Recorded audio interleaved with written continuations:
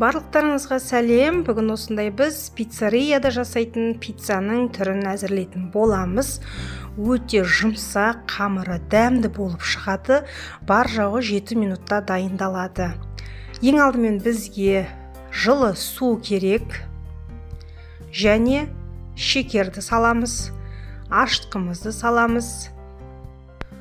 Тұзымызды салып, және сұйық майымызды қойып, бір рет қасықпен араластырып аламыз.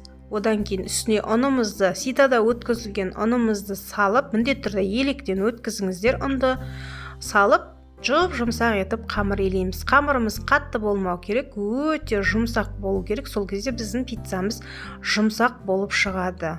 Қамырымызды жақсылап тұрып, үйін қандырып, илеп, қолымызға жабыспайтындай етіп қамыр илеп дайындап аламыз. Мінекей мына қамырымыз дайын болды. Бетін жауып қамырымыз көтерілгенше 40 минут 1 сағатқа қоямыз. Мінекей қамырымыз көтерілді. Дәл осы рецепттегі қамырды мен 4 бөлікке бөлдім. Яғни 4 пицца шығады осы рецепттен.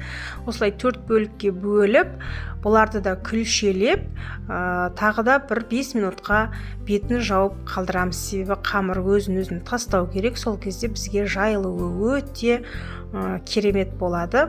Осылай күлшелеп, бетін пакет жауып тағы да 5-10 минутқа қалдырамыз.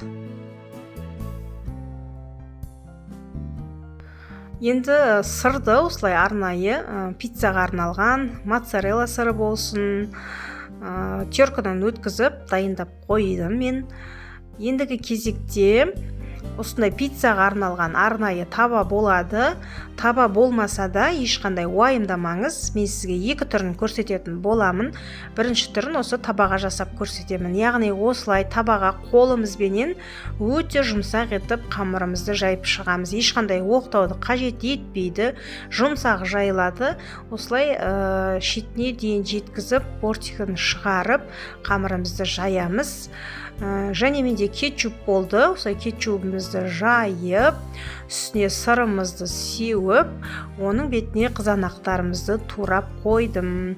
Сіздер өздеріңіз қалаған бойынша шұжық салсаңыздар болады. Және екінші түрін тағы да көрсететін боламын.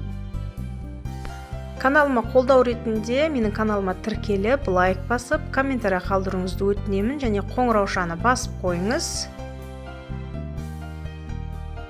Ал екінші түрі, яғни табаңыз жоқ болса, кәдімгідей қарапайым етіп жайып, осылай жасай берсеңіз болады. Осылай қолыммен жайып алдым, және одан кейін пергаментный бумаганың үстіне тағы да қойып, қолыммен әбден жайып алдым.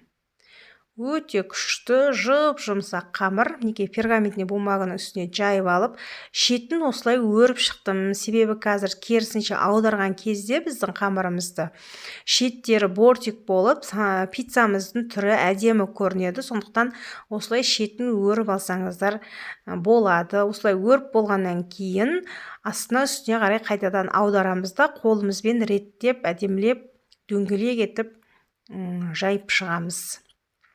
Бұның үстіне де менде кетчуп болды.